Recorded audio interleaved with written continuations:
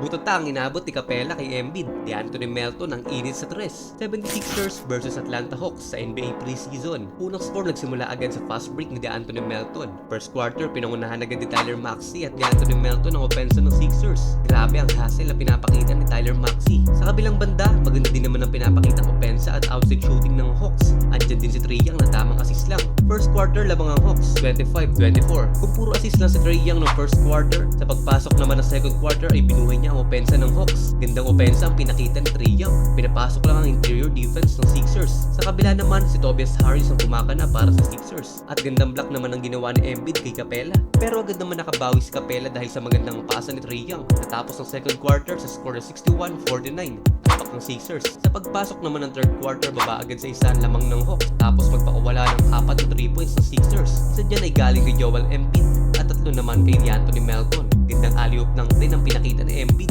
galing sa pasa ni Maxey. While pupapasok pa din naman ang outside shooting ng Hawks, kaya natapos pa din ang third quarter na hawak nilang lamang na may score na 91-87. Sa pagpasok ng final quarter, inumpisahan agad ni Embiid ng opensa ng Sixers. Yun nga lang, agad na nakabawi ang Hawks dahil sa isang 3-point. Under 8 minutes nakuha na ng Sixers ang kanilang kalamangan matapos nga magpakawala ni Tyler Maxey ng dalawang 3 points. Under 6 minutes naman, hindi na pinasok ang starting 5 ng dalawang koponan. Pero kahit na ganun, grabe pa din ang pinapakitang opensa ng Sixers. At natapos ang laban sa score na 120-106. Si DeAnthony Melton ay kumana ng 29 points. Joel Embiid naman ay mayroong 21 points at si Trae Young naman ay kumana ng 19 points.